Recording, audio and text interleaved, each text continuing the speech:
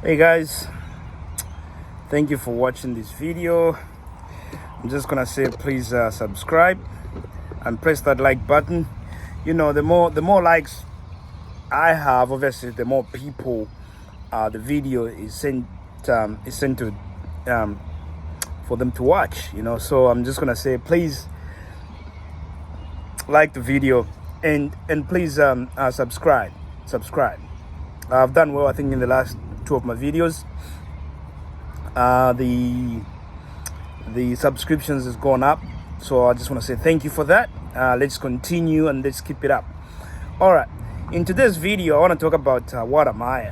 You know, I think he's a young guy who's inspiring a lot of people, and he's doing a really good job for Africa. I don't think Africans themselves, like Africans outside Africa, kind of understand like the job Wode is doing, but those within Africa, I don't think they fully understand what job he's doing. And I hope in the near future people understand just how effective this young guy is spreading or showcasing the good side of Africa, which really has never been shown before. So I applaud him for that. You know, there's a series that's what it does. Like every country visits, obviously you show the roads and you show the cities and all those things. But in one of the things that he does, he asks successful African people wherever he goes about, you know, how they became successful, about their stories and all that stuff, right? And I think in 90% of the business people, or might even be more than 90%, they say, there's a question that he asked at the end of the interview where he said, if you want to change something about Africa, what would that be? And 90% of these successful African business people say it's the mindset. Okay? It is the mindset. And I agree with them. You know, if we can change our mindset, we can actually do it extremely well. You know, China did it in 30 years. This is a country that only has about 10% of arable land. We got 60-something% of arable land in the world. Just Uganda alone, 75% of the land there is farmable. You know what I mean? China's only got 10, and it's a pretty big country. But the only land they can use is 10%.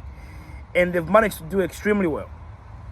You know, basically we got more resources, more minerals and all those things. We do have that, so it's not just the land. But my point is, you know, there's no way we'll be starving with that amount of arable land. But that's a topic for other days. What I'm trying to say today is, so 90% of these successful people say it's the mindset, right? Our African mindset.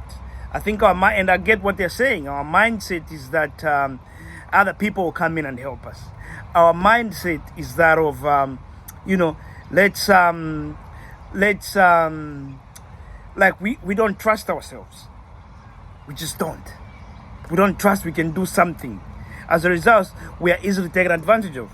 Once you change your mindset, things change. Because as Africans, we have this thing that we grow up, that this saying, or this belief that we have from a very young age, is that we believe we live in a global village where, you know, if these people are suffering, the other group comes in to help out. The reality is we don't live in a global village. We don't live in a global village. We live in a jungle. And if you're weak, you get eaten up. You know, that's just the way. That's the world we live in today. Look what's happening. If you look around us, that's exactly what happens. If you are weak, you get eaten up, you get taken advantage of, you get beaten, you get abused, your resources get stolen from you. You know, they pay you crap money because you are weak. You are weak. You're not spending enough. You don't even know what you owe, what you own. It's that story of what is it called? It's like this story where a farmer who was farming in Africa sold his land to go search for diamonds. And it turned out, it's acres of diamonds or something. It turned out the land where he was actually had diamonds. You know, diamonds got discovered on his land. We are like that. We leave Africa to go look for jobs when actually where we are in Africa, there's diamonds underneath. All we need to do is just learn how to dig these things out. You see? So the video, in this video, I'm gonna tell up, but I strongly believe, Wode himself is suffering from this mindset that limits us in so many things. He's also a victim of it, and here is why I say this. This kid is done extremely well. He's going to China, has graduated, I think, top of his class in aeronautic engineering. That's not an easy feat, so congratulations for that. He's gone to Africa, started something based on what inspired him. He could have been an engineer and get paid good money, have a family and all that stuff. But that's not what he chose. He said, nah, stuff this, I'm going to do something. And instead of him going, I'm going to look for work and I'm going to do this, he said, you know what? I'm going to do something I'm passionate about. I'm going to show people Africa. And that's how we got Africa to the world. He's coming to a continent that didn't even fully understand the power of social media. He's revolutionized that. I remember his early videos was getting deported. These days, countries welcome him. You have tourism sectors paying him, at least buying his ticket in some instances, not all the time, to go visit their countries. I think Namibia did it. Sudan, working with MTN, I think did it. I wouldn't be surprised if Uganda did it as well. And to promote their tourism industry, which is amazing. So if you look at where he's come from and where he is now, and in the series where he meets all these successful African people, he's learning something. Like he talked about how one guy told him how he wanted to build this fancy house for himself. And then the guy told him to say, why do you want to do that? You are still young. Build and sell. Develop smaller places and then sell them. And that was actually a good idea. So it's going to make you money. And he did that. So he's meeting all these people, are giving him ideas about buying land, about not keeping your money, unfortunately, in the local currency, because the local currency obviously fluctuates horribly to a point where you can end up losing all your money. So they said, put it in dollar currency, in dollar accounts, USD that is. And so he's learned all these things, and I think it's getting better and better and better. The only part where I had, which was sad, was a couple of years ago where he said, you know what, I get scared of trying to do anything that involves people giving me money. So instead of saying, okay, there's a business we can do, people bring in money, say that freaks me out, I don't even want to mention it. And this is what I mean, is also suffering from that mindset that we have. But I'm going to tell you something, why this is a big problem. It's not just him, it's a lot of us suffer from this problem. And that's why we are where we are. Everywhere you go in this world, and I mean everywhere, you're going to find black people at the bottom. As a society, there's 2, 3, 5, 10% of the population that could be doing extremely well. But as a society, we are always at the bottom. You go to Brazil, like it is in Brazil right now, same problems. In America, same problems. In Africa itself, you go to South Africa, you go to Namibia, you go to all these places, it's same problems. We are always at the bottom. How do you get out from the bottom and you develop? It's two things: cooperation and trust. Now, when you look about how things have happened in the African community, let's look at Marcus Garvey. He organized, so cooperation, and people trusted him. But then the people he trusted to execute ended up betraying him. And the people who trusted him saw what happened.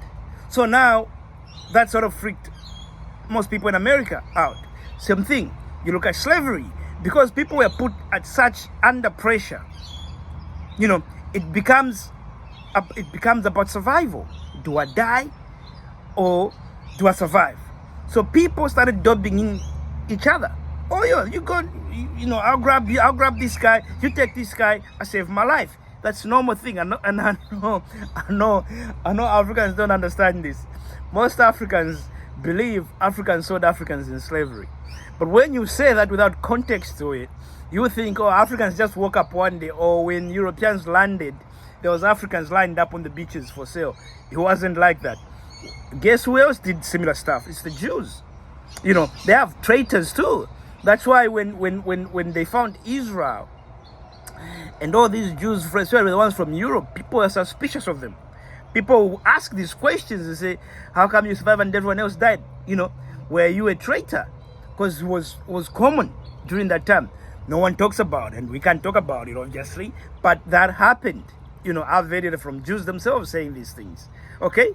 But it's just in Africa, people want to use this, oh, Africans, South Africans, and blah, blah, blah, and use that as a way to sort of, for people to, you know, take advantage of it to show that, oh, it was okay for Africans to be enslaved because, you know, already they were selling each other. You know, that wasn't the case. That's a lie. And guiltiness is kicked in among white people, so they're going to try to find whatever they can to make it look like, oh, I guess we didn't do nothing wrong. You know, and for me, that's not even where I want to blame them. Like I said, we have to understand that the world is a jungle. You always have to be fighting for your survival. So when it comes to cooperation, the most successful people in the world when it comes to this are Jews. Again, this is how they do it. I don't know if you guys have ever heard of a man called Warren Buffett. Warren Buffett. And obviously, before Warren Buffett became the Warren Buffett that we know, you know who were the first investors in him? It was people in his community, his family members. All these people invested with him.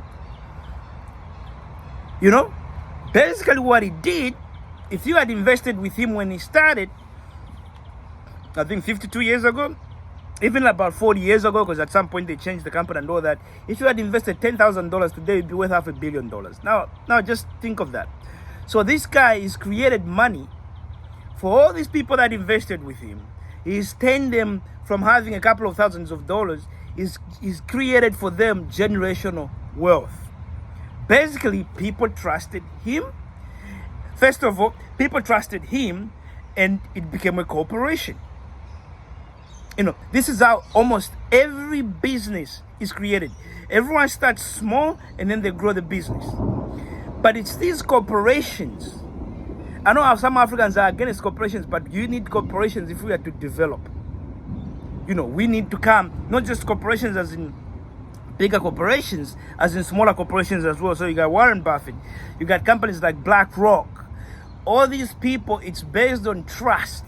It's not based on religion and all that stuff, right? It's just two things. You're able to cooperate and you trust each other. And that's how you succeed. But the most unfortunate thing that has happened to Africans, that it is these two fundamental things that actually we have a problem with. We can't trust each other. As a result, we can't cooperate as coming together. The only time Africans have shown to come together is when we are under attack. You know, during the fight for independence, we did a very good job.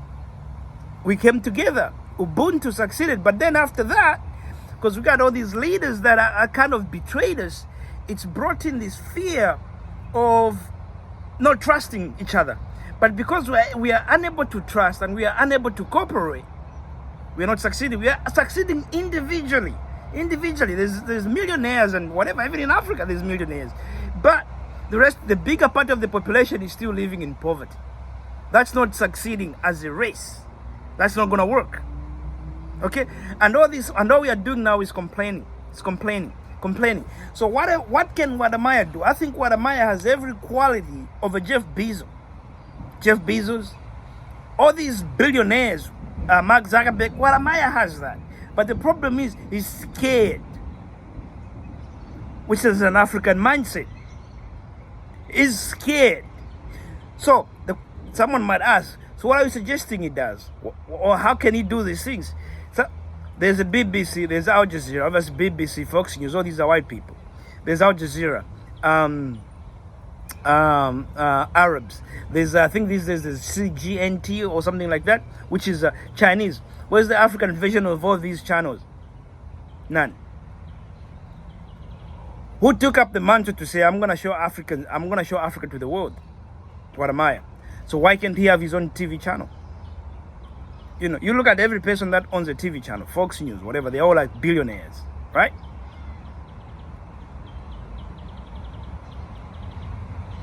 So why can't he do it? It would be very simple. It would be very, very simple. The guy's got over a million subscribers, not just on YouTube, on Facebook, on Instagram.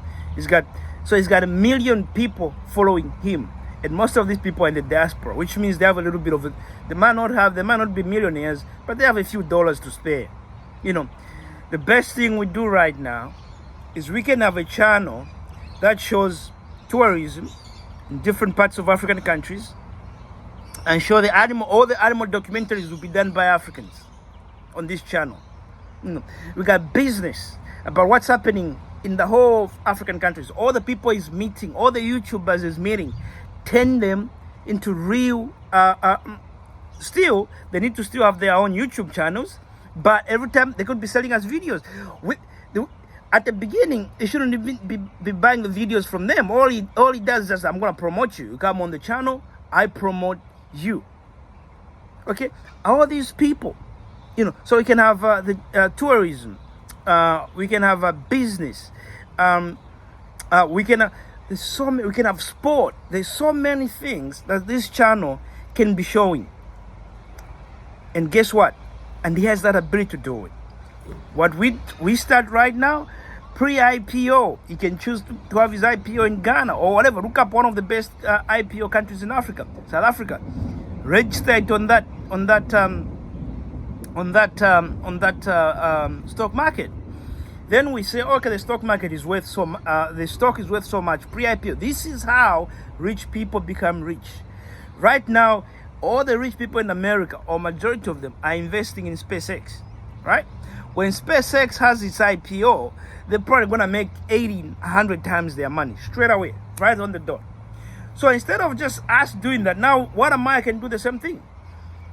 Let's have this pre-IPO, invite every person in Africa, outside of Africa, to invest in his company. Let's say the share is $1. Start at $1. And we start working towards that. Before it's IPO, let the thing operate for 3, 4, 5 years. And before you know it, it's become the mentor with his drive, with his tenacity. These are the attributes of a person that can create a multi-billion-dollar company and employ hundreds of thousands of people or tens of thousands of people across the continent with the support of the diaspora. You know, but not just the diaspora like becoming like funding stuff. No, not just charity. No. It's where we also make money. Because what's next? You can actually move that and register it on the American stock market, the Dubai stock market. If there's one, all these places you can do it. And what happens is that all of us who could be the earlier investors will make money. And that's the whole point of corporations. Not just one person rising, but everyone is benefiting from your rise. So we shouldn't be scared. I look at another guy, he's got a channel called Farm Up. This guy used to be a doctor. You can see this guy is smart. He's good with farming. Even his videos says it all. He's passionate about farming. You know, he was telling a story of how one guy saw him and said, you know, find land. An African guy just find land, I'll help you buy it, and then we'll start something there. But then they disappeared. Now, how do you create a company like Costco? You need a guy like him. He's a farmer. But what you do, you bring people together. He's good at farming. Let him buy more land. You know, this guy now is moved from making, I think it's $1,200 a month as a doctor in Uganda to making $100,000 a week. Because he's selling chicks. The chicks are like $1 each. You know, little baby chicken. He's selling those. And he's selling eggs. And he's selling meat, chicken meat. And then he's got goats. He's got ducks. Within a short period of time, his farm is just expanding and expanding and expanding. That guy can also create a multi-billion-dollar corporation. But he won't. He's going to be very successful himself. He's going to build up a hotel. He might build up this. He might build up that. But to succeed, to become a billionaire, a multi-billionaire, or create a billion-dollar business, you need the cooperation of a lot of people. And that's what this guy can become. He can create something like Costco. Because now we have to start moving from the farm to processing onto a shop. There's ShopRite in most parts in Africa. A company called ShopRite. It's a grocery store.